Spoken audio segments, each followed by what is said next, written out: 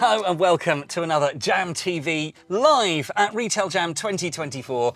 And today we're here to talk about a collaboration, a collab as the kids now say, between eBay and DHL, looking at the life cycle of pre-loved goods and of course huge changes in the world of logistics that eBay has brought about simply by being kind of the digital force of nature that it is now. So to get more deep into that topic, we have Jemma Tadd from eBay, Head of Fashion, and Ella Kipps, the DHL Supply Chain, what's your job title? I never got that down. Business Development Manager. Business Development Manager. I do apologise for not writing that down in my list of notes, but Ella, Jemma, thank you so much for joining us. Thank you. Thank you. So one of the key differentiators, I think, for eBay is how much it deals with the term of pre-loved fashion, as opposed to things that are new straight off the shelf. But obviously there's a real drive towards wanting the new and the experience of a new product.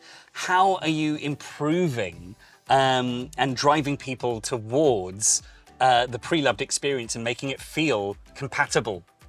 So we're making sure that shopping used is as good as shopping new, and there should be no differences between that, and making sure that in all of our experiences, so we've recently launched, for example, Shop the Look, which is powered by AI, that if you're, for example, searching for a dress, the filter isn't used or new, you're just seeing dresses. And then based on that, you can actually make an informed decision in terms of what dress that you want. Is it on brand or on price rather than condition? And we're actually seeing that by doing that and not separating out new and used clothing, we're driving the conversion rates up. But what would some of the challenges then be in the fact that obviously a used product is different, it has been used. How do you ensure in people they've got that same feeling about it, and that and take away people's concerns that they're going to get something that isn't as good? So being a marketplace, we have to make sure that trust is at the forefront of everything that we do. And so when people are selling, we put in very strict guidelines or recommendations in terms of what should be in that listing, to making sure they're calling out if there's a scuff on one of the trainers, if there's a rip, that they're doing that so the customer knows exactly what they're going to be getting. Brilliant. If I can move on maybe to sustainability, seeing as that has been a huge talking point here today. What I want to know is that one of the big terms that's come up a lot is circular strategy. The idea that, and obviously eBay, famous for this in their advertising, that it's, and the whole pre-loved system, is that the end of your point in the life cycle isn't the end of the life cycle, and indeed it is a cycle, it's not a start and end point. So with that in mind, what role is DHL playing when it comes to enabling circular strategies to actually function and succeed? Yeah, I think the key piece for us is transparency in the supply chain. So we always kind of talk about the experience, and I think a lot of the time when we talk about the experience, we talk about the consumer's experience and how they feel when they receive a product, rather than how that product's actually got there. And if we're talking about sustainability end to end, we need to think about where the products come from, how the products got to the end consumer, and the supply chain in the middle. And I think people are really starting to recognise how integral the supply chain is to that whole sustainability journey, and picking the right partner in that actually plays a really important part. So not just doing sustainability for sustainability's sake, but actually having that through the whole journey of that product and being part of that experience. And so what are some of the key changes that you're talking to businesses about making when people are coming to you? So with our warehouses now, we are following what we call is a BREEAM status. So we have in our warehouses BREEAM status of outstanding.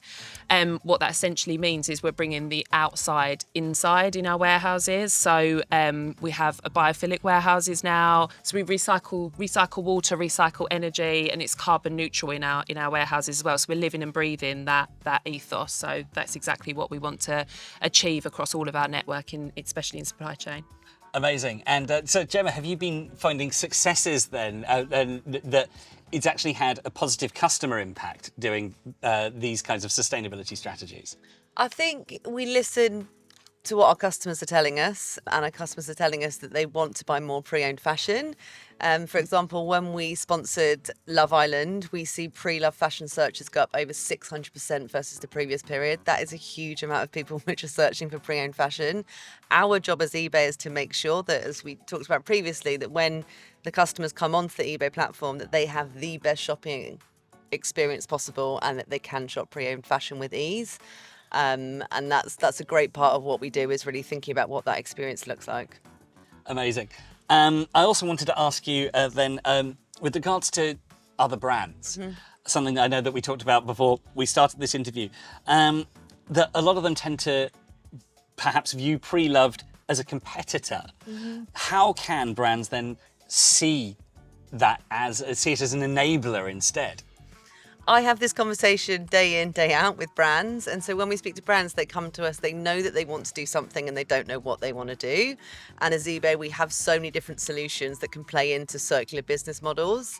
And I think what it is actually you're enabling and you're giving access to the secondhand market. X brand does not know how to access that secondhand market, and that's why you use a marketplace to be able to successfully do that.